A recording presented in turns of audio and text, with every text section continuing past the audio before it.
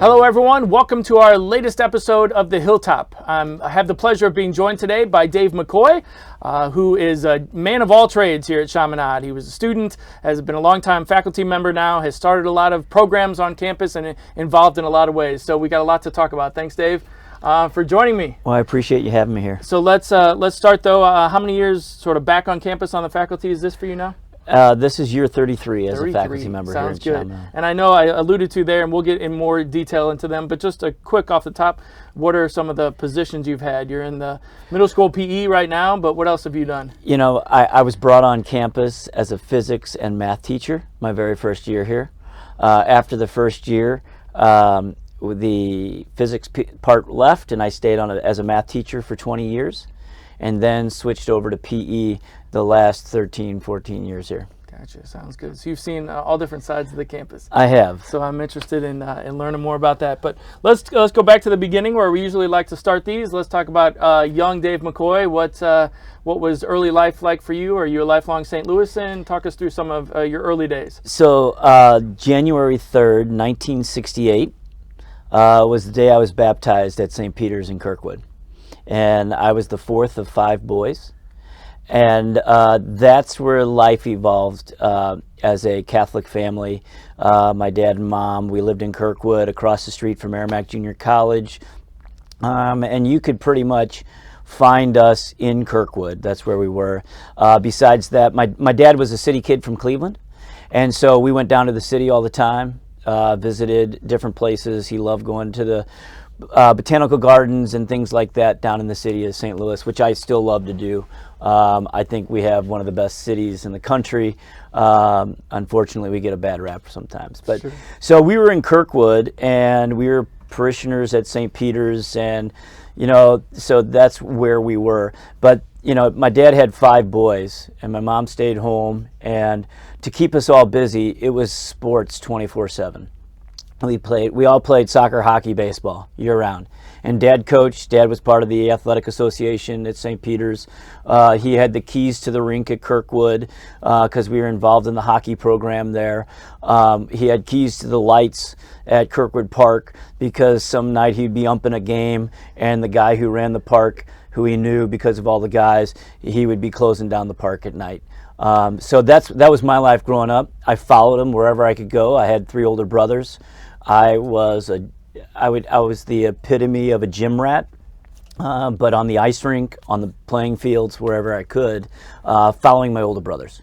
And that's pretty much what I did. Your dad, your family were the popular ones. You could get in the rink, you could get anywhere, you could get the lights turned on, right? So yeah, it's pretty. It was pretty neat. One of my older brothers skated with Pat LaFontaine. Oh, right. Who was, people say, the greatest American-born hockey player.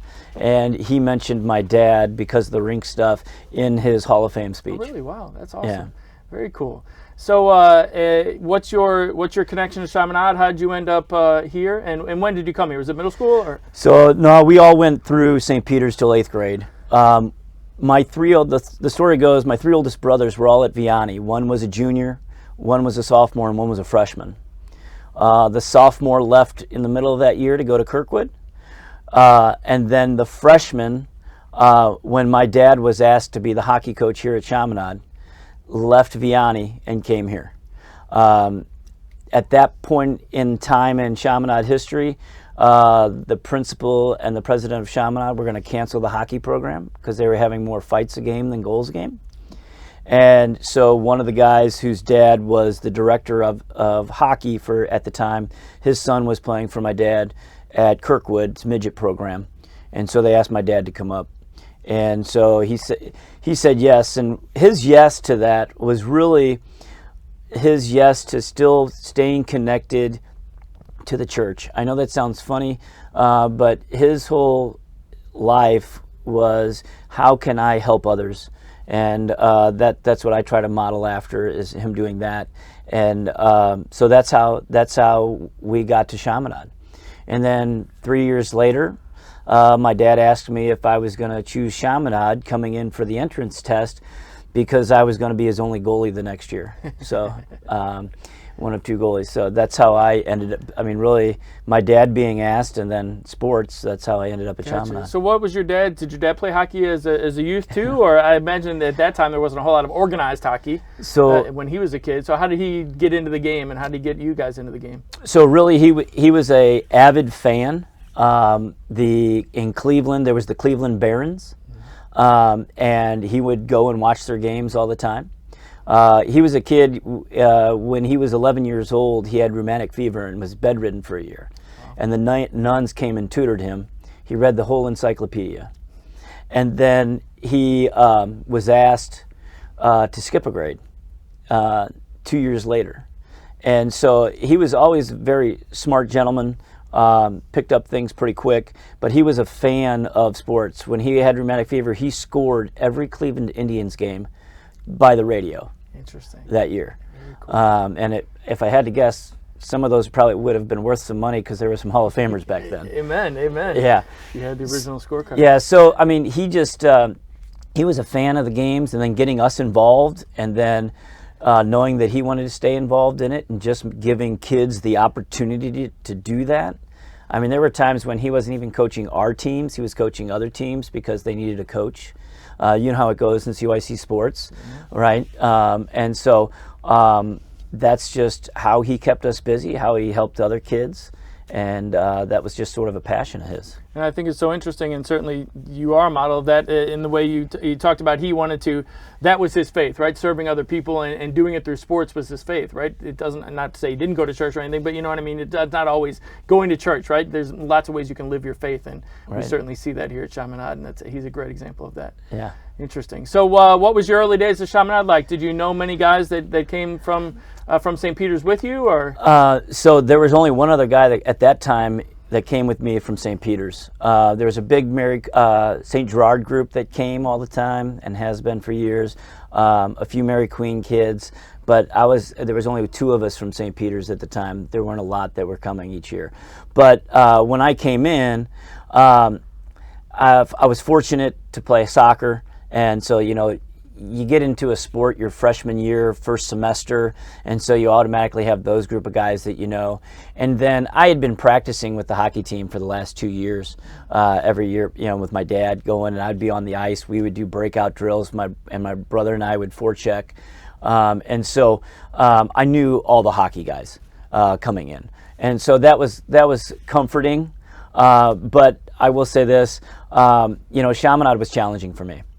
Academically, I did not thrive. I think when I graduated, I was 122 out of 124 in my class.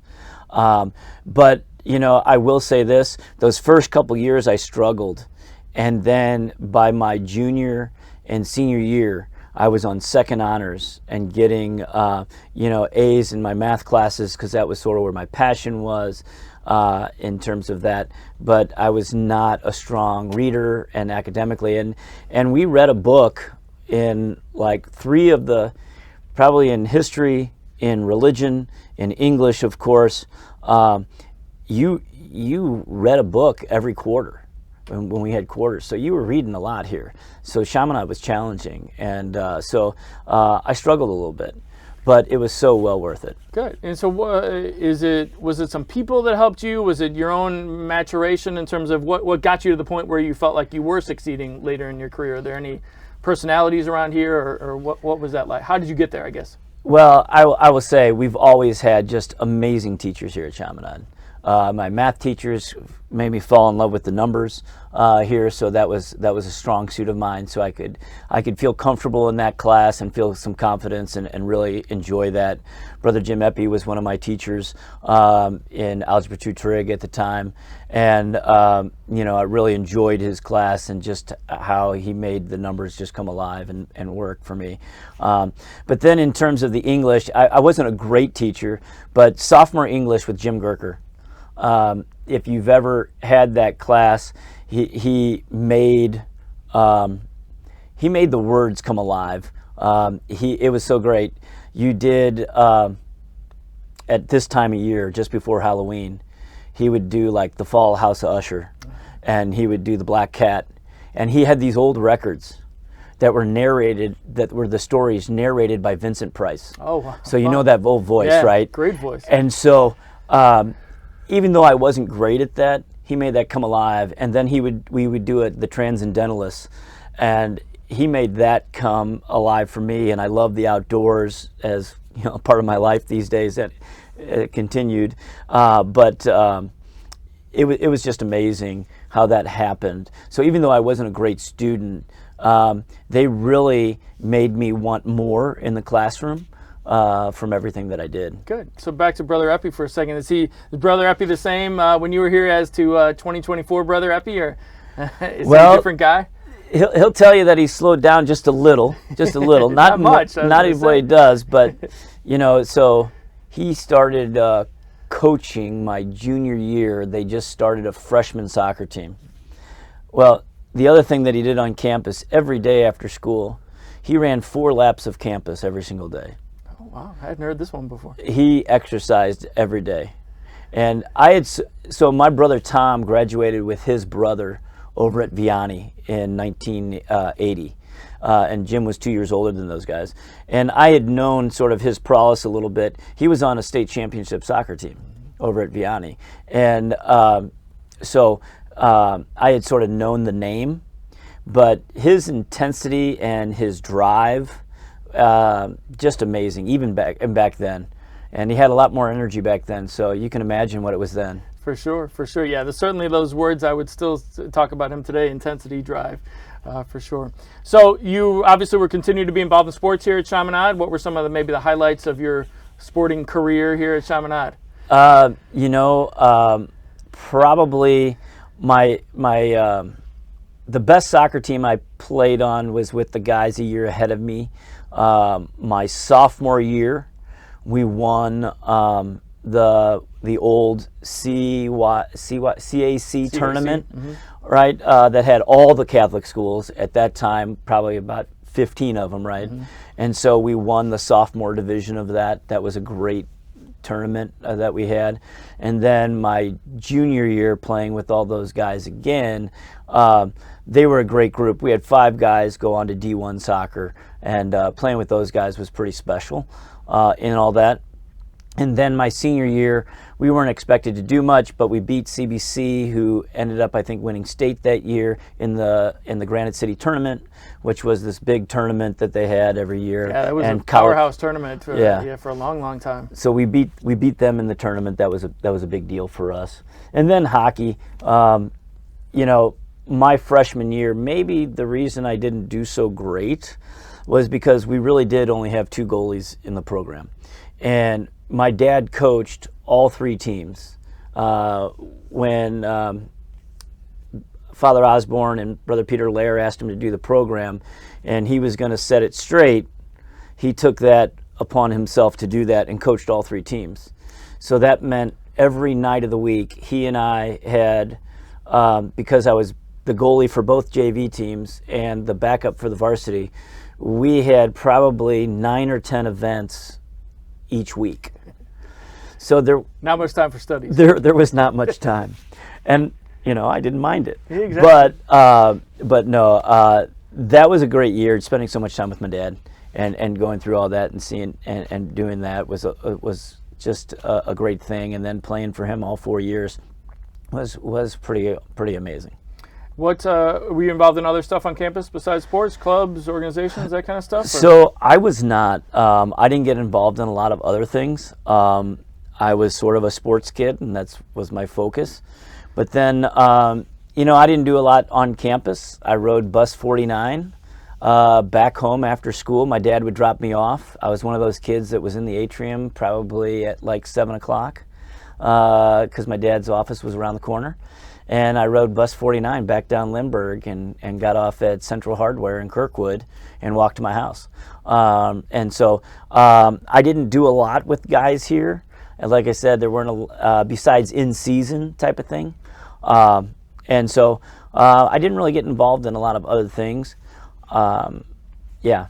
That's all right. So who is the administration that was here when you were here? So Brother Peter Lair was my first principal, and then he left the He left the year after my freshman year, and then Carol Howell. Oh, that's when Carol Howell came in. Gotcha. Carol Howell was the principal. Previous right episode. after that. Yeah. Gotcha. And so we've mentioned a couple of Brother Epi, Jim Gerker. Any other sort of personalities that stood out from your time on the faculty? Other sort of stories or somebody who was impactful to you in your time here? Yeah. Jim Zolnowski was probably one of those people that impacted my life, for sure. My dad would, there were dorm guys, when my brother was a player here, there were dorm guys that wanted to play hockey. We would shove 3 of them with hockey equipment into our Volkswagen Rabbit when we picked them up from the dorm and take them to practice and bring them back. My dad, if anybody wanted to play hockey, they played hockey. There's a great story of a guy that graduated with my brother in 1982, Kai Fisher. Kai was a big football player. Kai had never played hockey before. He was from Arkansas, lived in the dorm, played football here, and he decided to play hockey. His senior year, he's playing hockey. He goes into a corner, gets checked, comes out, a little funny, and but he wasn't a great skater, so you didn't notice anything. After the game, my dad looks at his ankle. He's got a broken ankle. He played like over half a game with a broken ankle, but you couldn't tell that because he wasn't that great of a skater, so you didn't know. And he was tough. Apparently a tough guy. He was. He played football at UNLV. Funny story. Interesting story. He's on the cover of Sports Illustrated because he was a bouncer at Caesar's Palace. Oh. And after a boxing match, there was a commotion in the ring, and he's up there separating people. Interesting. And he's on the cover of Sports Illustrated. Interesting. Yeah. So back to the dorm, you know, my dad would have those guys. And Mr. Zolnowski was a prefect in the dorm for most of his life. And so Jim and my dad got to know each other pretty well. And then when I was here as my sophomore year, second semester, I had a brother who passed away. And Jim was one of those guys that looked out for me, along with the counselors. Jim Schulte is another guy that, off the top of my head, he was one of those guys. But Jim Zolnowski, Jim Gerker as well, because Jim was my homeroom teacher that year. And he was very influential to me. I had him for sophomore English. And then my senior year, he was my soccer coach. Junior and senior year, he was the varsity soccer coach. So Jim was another one of those guys that looked out for me and just always took an interest and made sure that I made it through. And so those were the people that I would say as a student got me through here. And if you don't mind getting a little personal about your brother there for a second, for losing him, how do you think that changed your life? And maybe now, as a teacher, whether it's a student who goes through a situation like that, how does that impact you now today? Maybe on understanding and a formidable time in people's life going through a very tragic situation like that. Right. My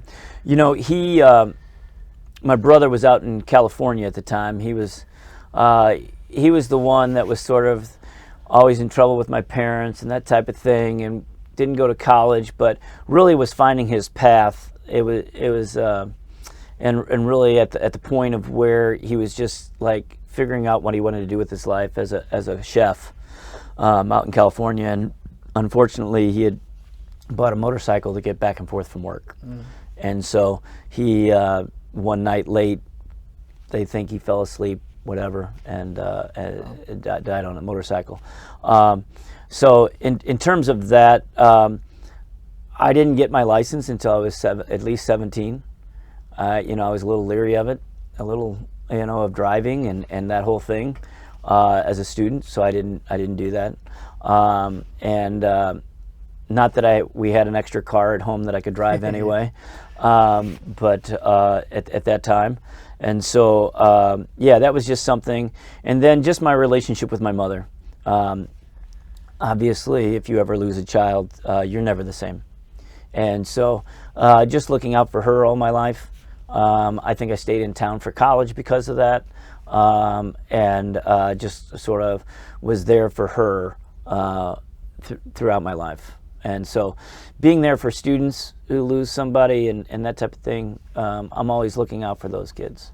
Yeah, for sure. So that serves a good transition there. You mentioned that you stayed in town for college. What was your hope maybe, during senior year? What were you looking forward to do? Did that change? And then what did you end up doing? Talk us into that transition to college.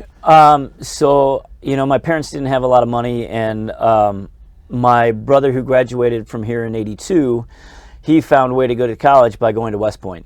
He applied to West Point.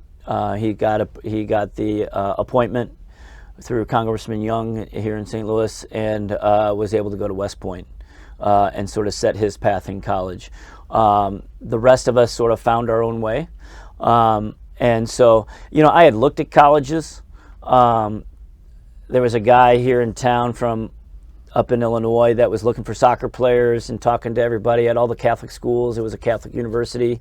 And so I looked at maybe doing that. I would have loved to play a little hockey in college. But to do that, you're going either north or east, and that wasn't really going to be an option. But so I had an older brother that used the community college, and it was right up the street. I could walk to class still. Right. And so I went to Merrimack for a year. And then through sports, a friend of mine was in the cafeteria, and I ended up playing for the Junior Blues for a year. It was a Junior B team. It was the highest hockey that was in St. Louis at the time, before all the AAA Blues stuff started with the Blues alumni group. Right. And so I played that for a year. I still love soccer, so I was looking to maybe play. And one of the guys at Merrimack told me that Pat McBride, who just finished coaching professionally, was at Forest Park. And so I had met him before, gone to his camps when I was a kid. Many people, thousands of people did, very, right? Very popular. And so I went down there and got a tryout, and I switched all my classes the first week of school from Merrimack to Forest Park. And I went to Forest Park Community College. Worked on a math degree, got an associate's math degree, and then went the second semester of my second year there, I decided to check in with that coach that had come around when I was at Chaminade. It was at Illinois Benedictine College, up in Lisle, west suburbs of Chicago. And I went there for a semester. It was a great semester, but I had met my wife before I had left. And so I only did one semester there. And then I transferred to Fontbonne. Gotcha. And I graduated from Fontbonne. So you finished up in '91. Played soccer there for 2 years.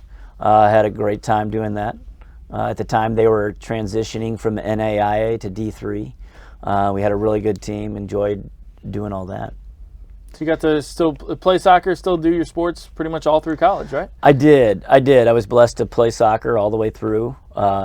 Even used some of that to pay for my college, which was really awesome. To be able to do that and get some scholarship money for that. So yeah, that was a lot of fun. So why math, and ultimately, I guess, why education?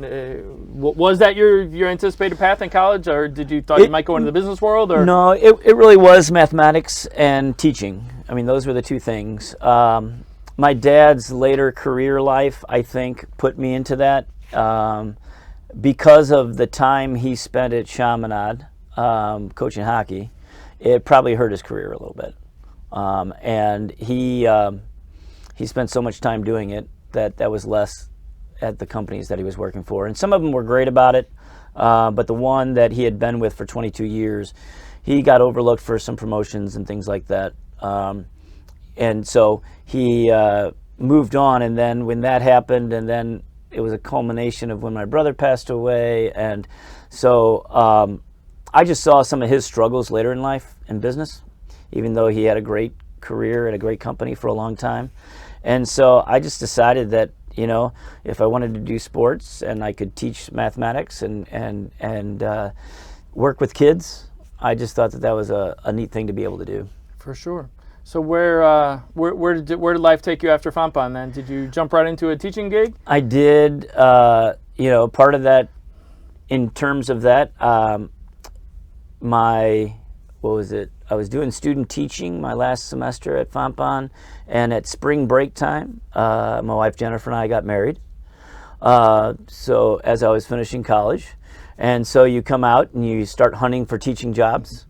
And she had already started teaching the year before. Yeah, she's in the business as well too, right? She is. It's a family business, so to speak, and continues to be.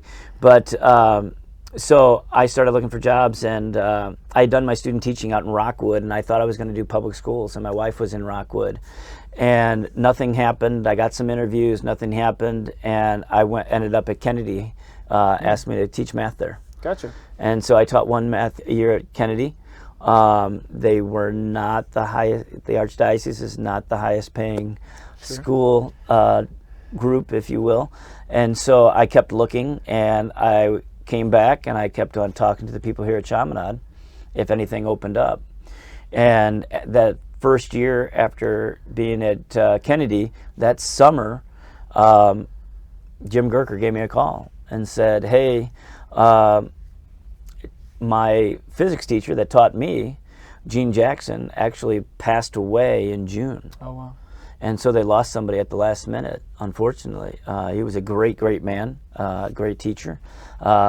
He fit into Chaminade culture really well, and he was a pretty neat guy. And so I switched over to Chaminade after that first year. Gotcha. So what was that first year at Kennedy, or even your first days here at Chaminade? What were some of those first days in the classroom like? Intimidating, scary, exciting, combination of all? Oh, yeah. Any interesting anecdotes from those early days? For sure. When I was at Kennedy, I had a class, one of my classrooms, I had 28 kids in it. And so that's a lot of students for a new student and that type of thing.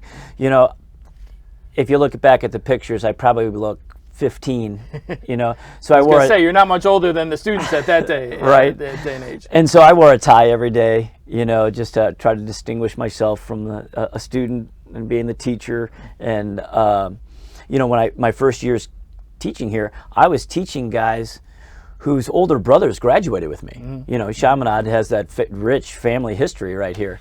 And so there were 4 or 5 guys. There was a Burge, there was a Mullen, and a Miller. So there were names of guys that, you know, so yeah, so it was a little rough. So you just had to assert yourself. And but I will say this, I didn't find it as difficult. You know, I always had a little bit of a presence, I think, and then getting involved in sports right away helped out with your street cred here at Chaminade. Sure. So who, when you came back, obviously maybe some of those same personalities that was here when you were a student, who were some of those legends that you maybe whether literally learned from or, you know, just sort of took in their experience? Who were you learning or modeling your career after in those early days? Well, you know, looking back at who I had, and as I said, Jim Gurker in the classroom, and who was one of the great orators here at Chaminade. And I had others that were here, and then I'm drawing a blank on. I'll come back to that one. That's all right. But you know, Jim was definitely, you know, he hired me. He became principal that year. God, that was the year. And so he was my varsity soccer coach, and he was somebody who hired me. So he was one of those people. Jim Zolnowski was influential in my career all the way through. He was somebody that I could go to, bounce things off of, saying, hey, this isn't working, this is working, you know, what do I do? And then having Brother Jim Eppie in the math department, who's somebody that I always looked up to in terms of how he ran his class and the organization that he had with it. Is definitely somebody that helped me out. So very right interesting away. that the same 3 personalities were formative to you when you were in school or formative to you in your early teaching career. So yeah. It's very interesting and certainly very unique, I would imagine, to anyone in that regard. So you mentioned coaching. You jumped right into the coaching life here? Yeah. Or so, you got thrown into it maybe, whether you wanted to or not? Yeah. It was just sort of happenstance, really. You know, I would have loved to have gotten to the soccer program, you know, just coming out of my college days of playing. I was working Pat McBride's camps every summer. He got me involved in that. So for 25 years, I did soccer summer camps. But there wasn't an opening. But about December, I think it was, I had a couple seniors and a sophomore come to me and say, hey, Mr. McCoy, will you be our volleyball coach? Chaminade did not have a volleyball program yet. all the other MCC schools had a volleyball program. And I go, guys, I love every sport. I'm a sports junkie, but I have never played like really organized volleyball. I've just never had the opportunity to do that. And they're like, we don't care. We just want to coach. We just want to play. So I went into Jim Gerker's office and I said, hey, this is what they want. We got a group of already a varsity team and some other guys who want to have a team. And would you want to do that? And so he talked to KB, who was the PE department, and they found money in the PE department to buy the standards, and they got the holes drilled for the floor to have a spring volleyball program. Already that year. That year. Quick my first year, like I'm becoming a volleyball coach. And at that time, again, huge learning curve for me to really get the nuances of the sport and really figure it out. They were great. The sophomore who was there his senior year, he was probably the second best player in the whole St. Louis area. He was BJ Gambaro. BJ helped teach me the sport. He played for the top team in St. Louis, club team, Missouri Thunder. There were a couple guys on that team played for the junior national team. It's amazing. I don't know that people really know that, but St. Louis has always been a hotbed of boys volleyball. Mm-hmm. Starting back with the guys who started the boys volleyball league back in probably right in the late 80s. Mm-hmm. And so, and Vianney has a gold medalist, right, in Tazinski. Mm-hmm. So it's really an amazing thing. So BJ helped me through those first 2-3 years, and then we got some other guys. We had enough guys, then the interest peaked, and we got a JV team. But my goal was to sort of push them along and the administration and find somebody that knew volleyball, right? So I gave it up for a while and then came back to it later, but in and out over the last 33 years. So this is the early 90s, right, that you came back? Yeah, my first year of teaching was fall of 92. 92, sounds good. So what was, just in a global sense, what was different about Chaminade in 1992, 93, 4, whatever, to 2024, 30 years ago, 20 plus years ago, whatever? I came back and I had a chalkboard, right? there were chalkboards. We were just getting whiteboards at Chaminade. 2003, we get the computers for the first time for teachers. Then we start the program with the students when we started the 6th graders here at Chaminade and the one-to-one computer program. So it was interesting. It was an interesting thing because my first year, right, I'm teaching physics, I'm teaching Algebra 2 Trig, I'm doing that in 5 different classrooms in an 8-block scheduled day. Up and around. So I'm Every running 45 minutes or so, right? Yeah, exactly. 47-minute classes. And so I'm running around as much as the students are. And so, because we didn't have a physics lab at the time. Gene had sort of disbanded it and wasn't really doing much with labs, and it was more of an applied math class. And so they put money into the budget. They got a physics room. It looks great. They do a lot of some really cool stuff in there now. But so just the curriculum and what direction they took that with Dr. Stephanie Krellman. And then I'll say this, one of the biggest differences to me is our campus ministry department. We didn't have required service hours when I was a student here. We didn't have a robust retreat program.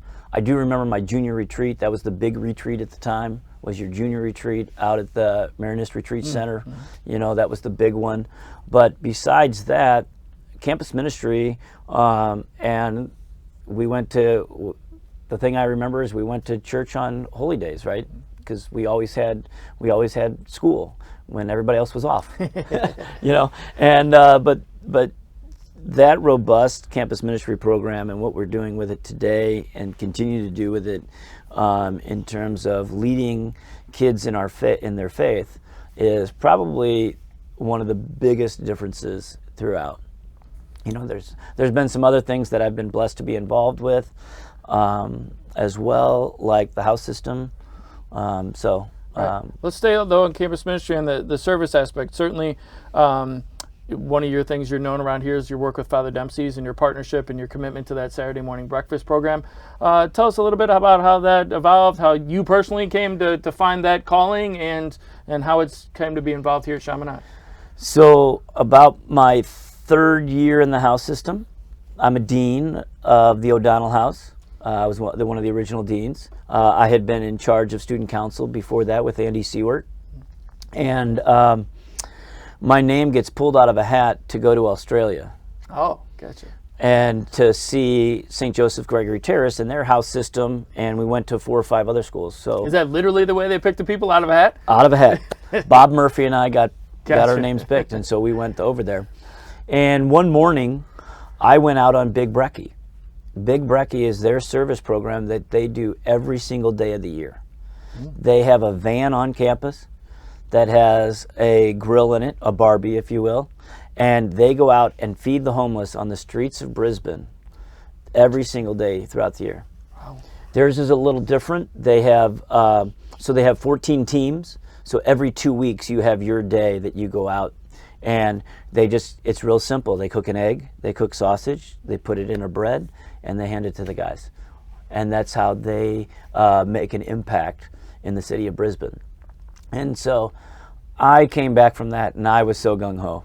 And Ray Harder was our new campus ministry person in charge of service. And I came to Ray, and I said, Ray, we got to do this. We got to find a way to do this. And he's like, it's my first year. Let me figure this out. And so about 2 years later, he came to me. He actually came to a dean meeting. And he said, hey, I got this great program. I think that would be great for the house system. And because he had talked to the people at Father Dempsey's, and they were going to form a partnership. Unfortunately, not all the deans wanted to do that. And so it didn't take off as a house thing. But there were 6 of us that said, hey, that's pretty interesting. We'd like to get our house involved. And so that first year, O'Donnell House, Gray House, I think it was Lamoureux was the other one, that we did meals every once in a while at dinner time down at Father Dempsey's on Saturday evenings. I mentioned Brendan Carter, who is now a head volleyball coach, and he was a senior that year, and he was one of the guys that would go down and cook on the grill because he had experiences in his part-time job cooking. And so he came down, and he was one of those guys that did it. So it's pretty neat. And anyway, we started the partnership the next year. Dolores Perlo, myself, and a Spanish teacher who's Peggy Poth, who was a Spanish teacher, we did the dinners as a creative compensation project. And then we did it again the next year. But we did every Saturday throughout the year, throughout the school year. Wow. Yeah. And then Ray came to me, so that was 2007 when we started. In 2010, we had a student go over to Australia and come back. And Cito Cecieta came back, and he was like, we got to feed the homeless. He had the same bug that I did after going to Big Brekkie. And so Cito was gung-ho, so the director of Father Dempsey's and Tom Fernandez and Tom's son, John, and I drove around the city, and he's like, well, we could do it here, and we could do it here, but the city of St. Louis is much different than the city of Brisbane. They don't have guns. They don't have this, they don't have the same social situations that we have on our streets. And so I think they knew that this wasn't really a safe thing to do all the time for the kids out on the streets of St. Louis. And so we drove around all morning. We came back to Father Dempsey's. And Marty Abusi, the director, says, but why don't we just do it Saturday breakfast here? And the guys were like, oh, that sounds great. And so Saturday breakfasts were started. And then we turned that into the house system providing the breakfast food, and then the families doing Saturday night dinners as a family service project. So what do you think? That provides the students and the families? Just give us your sense of that perspective, or is there maybe a good story that you recall from a student's experience down there that sort of changed him or was impactful to him? Yeah, so I have two or three. Those guys that decide that this is what they're going to do because they make a connection with the men who are there. Those are the guys over the years that have gotten the most out of the program. One gentleman started when his dad would drive him down in middle school, and he kept through the program all the way through till his senior year, when he was driving himself down, and he would be down there probably about 15, 20 times a year, would spend his Saturday morning. So when you get high school boys who will wake up at 7 o'clock in the morning to come down to do breakfast for these men and form a relationship with them, that's the neat thing for me, because it's that transformative experience of sharing a meal with someone that you would not have normally shared a meal with, but still seeing the eyes of Christ in him and forming that relationship. That's when I really enjoy and get up every Saturday and continue to do it for those moments. Yeah, and you're still doing it, just to be clear, right? Every Saturday morning. Yeah, if I'm not coaching soccer on a Saturday morning or don't have a family event out of town, I'm at Father Dempsey's. This is incredibly impressive, and certainly commitment. The connection you've made there shows your commitment in that way too. So you mentioned the beginning of the house system too, being one of the original deans. We've talked about that topic with some other conversations that we've had in these podcasts. What was that like for you? Were you really excited? You wanted to jump on board as a dean? Were you a little skeptical? Talk about sort of your early impressions of the start of the house system. So I was thrilled to have the house system, because the Students' Council program was just not as robust as it had been when I first started the Student Council, because everything was falling on the 4 seniors that were elected by populist vote. And one of the gentlemen who had come over from Australia 2 years before we started it had showed me the house system. He was a dean over there, and I said, we need this at Chaminade. And when Jim Gerker went over and saw the house system in Australia with Mike Loyette and I think the two of them had gone over, and when they saw it over there in action and they brought it back, it was just, it was definitely a moment of change for Chaminade in taking that on. Getting more seniors involved, getting all the seniors involved in mentor group was a really good thing. A really good thing for our program, giving all those guys that leadership opportunity. So I was a big proponent of it. Yeah, I mean, there was the 10 of us in there. We were coming up with house names. We were coming up with, crests for the houses. We were trying to decide how far we go that first year and what it was going to look like. So there were a lot of meetings. Yeah, it sounded like from what we've heard from other conversations, sort of fun times of doing it by the seat of our pants, right? Just literally sort of making up, this worked, this didn't work, let's try this, that sort of thing. It really was. It really was. But at the same time, just a great moment going through. I remember the first couple years of senior leadership training. We did the first one on campus, and then after that we went down to Trout Lodge. And I still remember, they would do the high ropes and stuff there, but then we would take the other half, because we were such a big group, out on a float trip. And I will never forget one of our dorm students in the middle of the Coataway River with his paddle trying to ward off the other gentleman coming into the thing. It was amazing, right? It was an amazing event. His name happens to be Dragon. I'll never forget Dragon. That was his name he went by. Okay. He was almost our first dorm captain. Captain. Yeah. After that week, after that experience at senior leadership training, it was just a great moment and a great transition for Chaminade. Awesome. So to use that as a transition to another sort of outdoor formative experience here that you are famous for is the Teton trip. Talk to us a little bit about how you got that started, where that idea came from. That's certainly an epic trip around here that my own son loved in his 6th grade year, and I know students always look back on. Tell us a little bit about the origins of that. So everything that has really happened in my life, this journey that I'm on here, getting to Chaminade and everything that's happened here, I will have to say is, the Lord has his hand in all of it. He really does. Because there was a gentleman, Carl Core, who had worked at Parkway, retired from Parkway, came to teach at Chaminade in 6th grade science.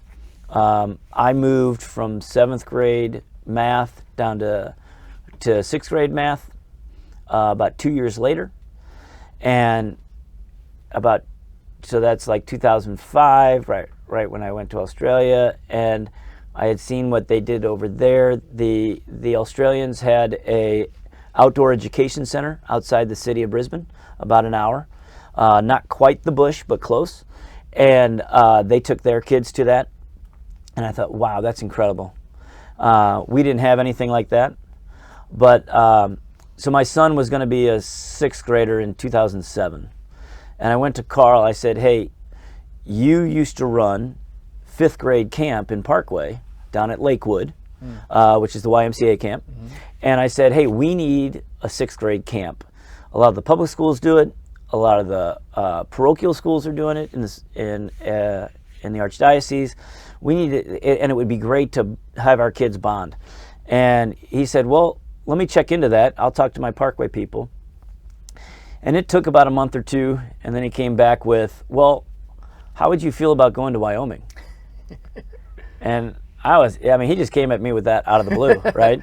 That's a little shocking, yeah. I'm thinking, right, an hour and a half from here, away, right. Ozarks a little bit, doing mud in a cave, and he comes back, and what about Wyoming? And he had a buddy who, in Parkway, took a group of students out there. And that year, the Teton Science School built their new campus in Jackson. Parkway had taken their kids to the Kelly campus, which is a smaller campus. You can only take like 35 kids out there. They had just built this new dormitory that held 125 people. And so, it all came together. And then he brought that to Mike Bander, and Mike loved to travel, still does, and he was all in. And then the amazing, Father Ralph saw it and was like, let's do it. He's another person, photographer, traveler, and he thought, they thought that was going to be a great thing. And so Carl was the instigator of putting it all together that first year. Another gentleman, our third sort of in the trio, and a very important part of it was Jason Lang. Jason was our history teacher in 6th grade. Another traveler. He made it to 100 countries by the time he was 40. So another great traveler. And just the experience that we were giving the kids by traveling out there, the bus trip, all of it being part of that learning process for our 6th graders.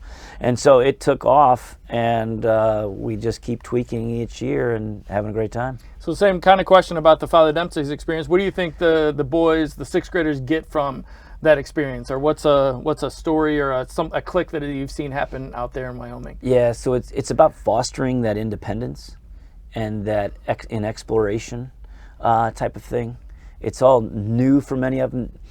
I will say that none of them have taken a bus ride that long, 27 hours across the country, and just seeing the United States from that aspect of it, buying your own meal at the Cowboy Cafe, right, in Du Bois, Wyoming for breakfast.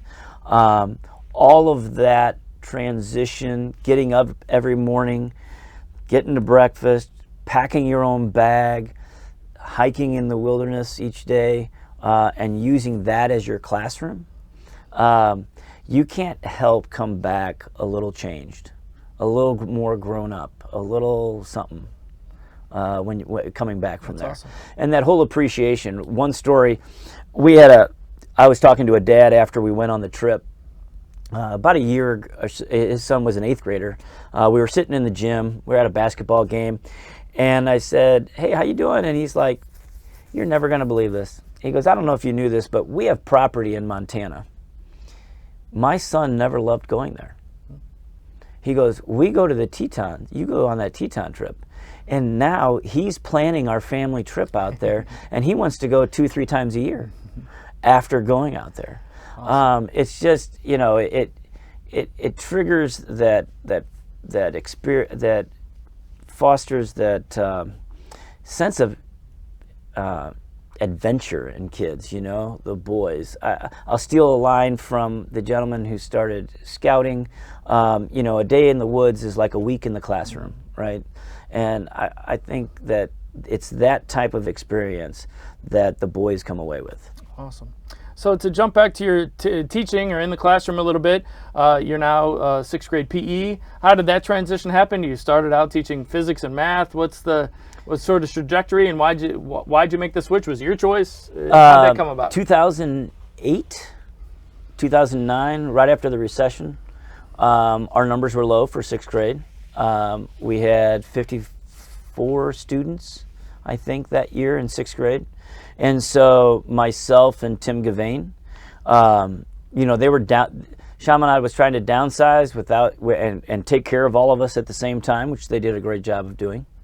But I think that you know, our numbers were low, and some people retired, which was great, and moved on and that type of thing. So Tim and I were asked to do 2 PE classes each, and then do 4 of our subject matter, Tim in English and myself in mathematics. And then we did that for a year, and then that next year the numbers went back up.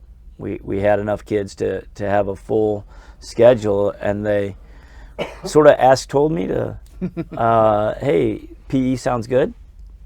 And doing all the coaching that I have done, at that time I was the cross-country coach. Varsity cross-country coach, because they needed somebody to step in. I had coached soccer at Kirkwood High School. I coached soccer at Visitation Academy in terms of coaching soccer. And I think at that time I had picked up middle school soccer here. And so I'm doing middle school soccer. I'm doing cross-country and in and out of volleyball still. Yeah, 2009. Actually, that might have been the year we won state. I was asked to come back. We get second in state the first year I'm back, and we get first in we won state the next year in 2009. So happy to see that for the boys. That was incredible, really. But so through all the sports and everything, it was sort of a natural transition for me as well. Sure, sure. What, last couple topics, how is it to be a father of a Chaminade student, to having your son here? I had that experience as well too. What was your take on it? And maybe if you could speak in his shoes for a little bit, what was his take on it? Yeah, so that was amazing. I mean, like really, you know, as a parent, that was probably some of my most enjoyable time here at Chaminade, driving in with him every day, you know, and seeing him flourish and take advantage of everything that Chaminade offer, you know. That was an amazing thing to see him do and to see him grow through that. He comes in 6th grade. He had never played football before, but 7th and 8th grade he gets into football, plays 9th and 10th year. He's in National Junior Honor Society. You know, he's one of those guys that's speaking in front of the whole community at Chaminade as an 8th grader, you know, and just taking advantage of that. Then the campus ministry program he got involved in, leading younger retreats for kids. His senior year he led 2 or 3 Kairoses. He got involved in that. He was involved in MLC and as an MLC leader. And so having him take advantage of the academics, he did the STEM program. As an Eagle Scout, he did his presentation using the CAD system that he learned here. And the guys saw the gentlemen who were looking at his program saw it and were like, "Oh, that's incredible! You did a great job. Go to it."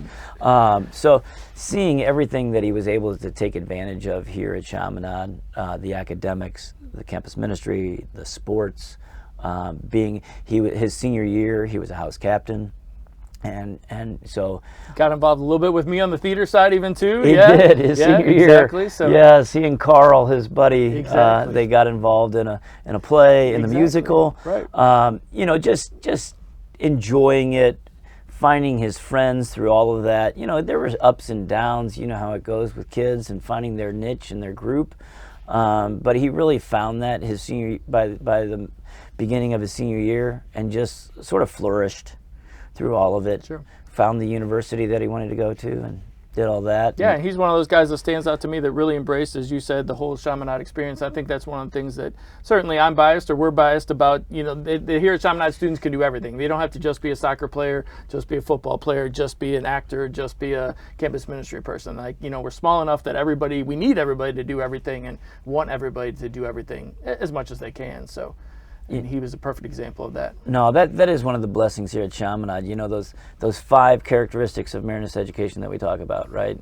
And if you really look at all 5 of them, and you sort of put yourself into all of those, whether it's your formation in faith, you know, and really try to grow in that faith, whether it's a student or as a faculty member, and then, you know, a quality education, trying to tweak your classroom every day, whether it's my PE one now and doing the health quizzes that I give, and you know, adding new things like archery that we didn't have back in the day. Those are, you know, and then just the whole family spirit atmosphere of it with the house system, all of it, and then the service, and then you just, you know, if you try to touch on all those points as an educator and as a student, it's a beautiful thing. Yeah. Well, you just answered kind of, I think, what was going to be my second to last question is about what does it mean to be a Marinist school, and how have you impacted that? And I think you just pretty much covered it nicely right there. You also have been very involved, I know, in the Marinist Life Committee, MLC. Just take us through that a little bit and how that has evolved. It's certainly a program that's grown even in the 12 years that I've been here, very much so.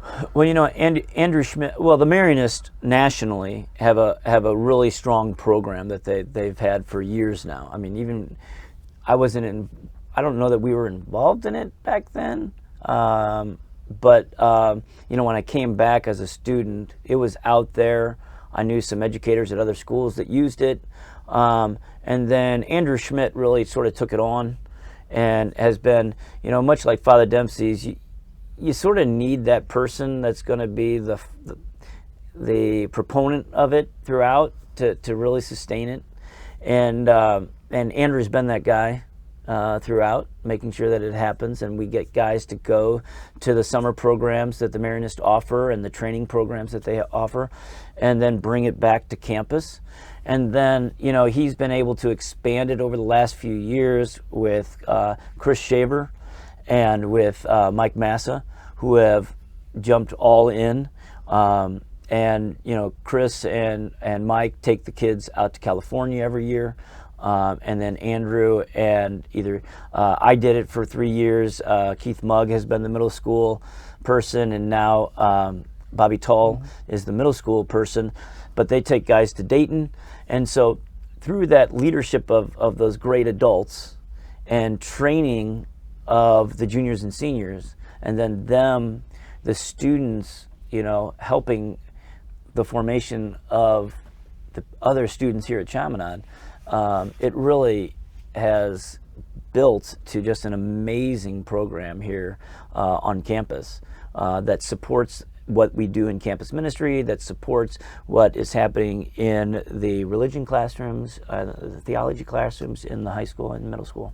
Amen. Amen. Well, let's wrap up with our typical final question, which is related to our school model, Esto Vir. So I'd like to get everyone's take on, what does Esto Vir mean to you? What does that phrase mean in your life experience? You know, if to be a man is, I guess, really for me, is to, number one, find your vocation. You know, my son Jack did a year in the seminary. I'm so proud of him for looking to see if that's what it was that he wanted to do in his life. But or finding that person that you're going to marry and support the church and support them in your life, or single life. We've had many, many men here at Chaminade who I'm proud to say friends who dedicated their life to the church and never married. And then obviously we're here on a campus that was started by religious. And so first and foremost is finding that vocation that's going to guide you through your life and support the church. And then number two, for me, being a husband, being a father, and having a family that you're bringing up in our faith is probably the next most important thing that I do. But then with that, finding this community here that my family, my oldest daughter was 3 years old when I started here, and now she's expecting her second child. Having that and building everything through that and supporting the church, I think Esto Vir is community, is faith, is family, and then how we connect and are in this road to salvation. Awesome. Beautiful answer. Well, thank you for being the faith, for being community, for being that family for our community here at Chaminade for many, many years and in many different ways, as we talked about. So thanks again for joining me, Dave, and thank you all in our audience for joining us again, and look forward to more episodes of The Hilltop.